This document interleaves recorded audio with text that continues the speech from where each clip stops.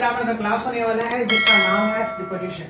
ये chapter number 17 है second book का, जिसमें हमने बेबी पहले क्लियर किया और ये बेसिक चल रहा है। बेसिक इसमें बेसिक के अकॉर्डिंग ही समझाएगा। प्रीपोजिशन ये चैप्टर यहाँ पे आपका एंड होता है, बेसिक फैक्ट समझा, और बहुत जल्द हम लोग तीसरे बुक को भी स्टार्ट करने वाले हैं क्योंकि अब ये बुक ये भी एंडिंग होने के कगार पर है। ओके, तो अब हम बात करने वाले हैं प्रीपोजिशन के बारे में कि सर ये प्रीपोजिशन होता क्या है। इससे पहले हम लोगों ने पढ़ा था एडवर्ब। हमने एडवर्ब के बारे में जाना कि ये क्रिया विशेषण होता है जो क्रिया विशेषण और क्रिया विशेषण तीनों की विशेषता को बतलाता है। हमने समझा था ना ये, हमने उस पर क्लास वर्क भी किए। आज हम लोग पढ़ेंगे प्रीपोजिशन और इसमें भी हम लोग करेंगे क्लास वर्क। देखिए प्रीपोजिशन एक बहुत ही इंपॉर्टेंट पार्ट है पार्ट्स ऑफ स्पीच का, यानी शब्द भेद का। शब्द भेद के 8 भागों में जो 8 भेद थे उनमें से एक ये है प्रीपोजिशन। ये प्रीपोजिशन जो है ये अन्य शब्दों का संबंध बताता है नाउन और प्रोनाउन से। समझ में आया कि नाउन और प्रोनाउन के साथ क्या संबंध है। जैसे अगर मैं बात करूंगा कि इन माई हैंड, ठीक है, मेरे हाथ में ये हरा पेन है, तो ये हरा पेन का संबंध मुझसे हुआ।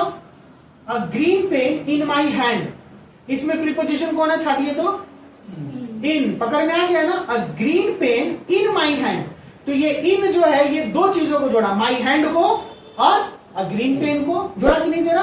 तो ये दो चीजों को जोड़ने का काम करता है, यानी ये संबंध बताता है इस पेन का कि मुझसे है।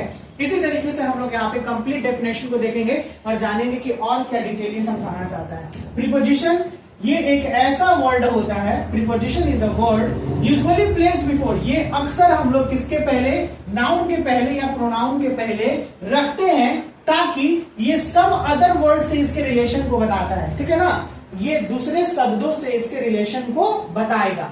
किसी भी वर्ड्स के, किसी भी शब्द के जो सेंटेंस में शब्द होता है उसके रिलेशन को ये बताएगा। जैसे मैंने यहाँ पे एक एग्जांपल दिया, she is in the room. हम कहेंगे कि सर इसमें नाउन कौन है सर, द रूम क्या है सर, नाउन है, और शी क्या है सर, प्रोनाउन है। ओके, एक एग्जांपल मैं बता देता हूं। यहां पे दो है, ये pronoun as a subject use हुआ है और ये noun as an object use हुआ है ना, पकड़ना है बात को। अब इसके बीच में ये है आपका वर्ब और ये क्या है, इन। अभी जस्ट आपने कहा कि सर ये है preposition. She is in the room, वह कमरे में है, बोल सकते हैं ना। Where is she, she is in the room, समझ में आ रहा है, वह कहाँ है। अगर हम किसी को ढूंढने जा रहे हैं या फिर हम ढूंढने दरमान किसी लोग पुष्पा के घर पे गए, ठीक है, और इनकी मम्मी है चाहे सिस्टर है, हम पूछेंगे वेयर इज शी, तो इनकी मॉम चाहे इनकी सिस्टर बोलेगी she is in her room, ये she is in the room. Her room का मतलब अपने कमरे में और रूम का मतलब कमरे में है, वो कमरे में है। ठीक है, उसी तरीके से अगर इनके भी घर पे जाएंगे, आपके घर पे जाएंगे तो हम बोल सकते हैं ये वर्ड। तो यहां पर शी और रूम के बीच में दोनों को जोड़ने का करीब कौन बना, इन। तो इन हो गया प्रीपोजिशन। बाउंस किया क्या, नहीं ना, समझ में आ रहा है अच्छे से। चलिए अब सेकेंड एग्जाम्पल आपके लिए हम बता रहे हैं, ये वाला बताइए, पढ़ के बताइए, थोड़ा लाउड वॉइस बताइएगा कि आवाज निकले। The cat is on the table. बिल्ली टेबल पर है सर। बिल्ली टेबल पे है सर।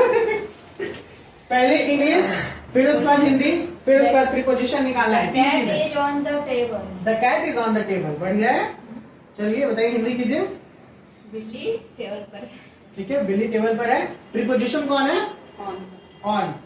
ठीक है, बहुत बढ़िया। अब हमको ये बताइए कि सब्जेक्ट और ऑब्जेक्ट कौन है इसमें। ये प्रीपोजिशन आप छांट दिए, सब्जेक्ट बताइए, ऑब्जेक्ट बताइए और हमको भर बताइए। ऑब्जेक्ट टेबल हो गया, ठीक है ना। और ये नाउन है या प्रोनाउन है, टेबल है जो प्रोनाउन। हाँ, चलिए बहुत खाइएगा आप पिटाई। ये नाउन है टेबल, आगे बोलिए। ये कैट है तो नाउन हो गया ना। हाँ, तो सब एक, इसका मतलब क्या, जो ये सेंटेंस है सब उसी के अकॉर्डिंग होगा। Noun as an subject, noun as an object. Okay, verb कौन है इसमें, वर्ब हो गया एज। एज, ठीक।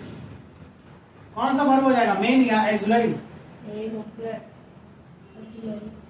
कैसे एक्सुलरी वर्ब क्या आ जाएगा।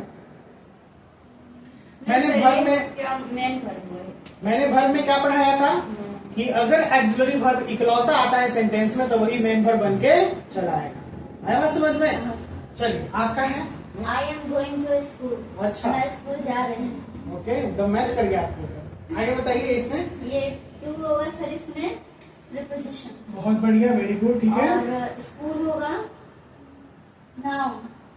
किस रूप में है, ऑब्जेक्ट या सब्जेक्ट? क्या सर? ये ऑब्जेक्ट है या सब्जेक्ट है?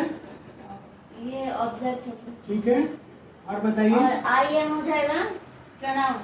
I M, sorry going, going क्या होगा? प्रोनाउन होगा सर। अच्छा, ये गलती कर दी आप, ये होगा वर्ब। वर्ब। और आई एम होगा प्रोनाउन। आई सिर्फ होगा प्रोनाउन और एम हो जाएगा एक्सिलरी वर्ब। ठीक है, चलिए अब समझ में आया। चलिए कोई दिक्कत नहीं, होता है गलती, हम लोग सीखेंगे इसी तरीके से। अगला है आपका, ये बताइए। ठीक है, ये तुम्हारे लिए है, दिस इज फॉर यू, ये तुम्हारे लिए है। ठीक है, अब हो जाएगा प्रीपोजिशन, वर्ब प्रीपोजिशन हो गया। ठीक है, ये हो जाएगा वर्ब, इज वर्ब हो गया, यू हो जाएगा सब ऑब्जेक्ट, यू ऑब्जेक्ट, यू क्या है? प्रोनाउन, प्रोनाउन है। ठीक है, दिस सब्जेक्ट हो जाएगा।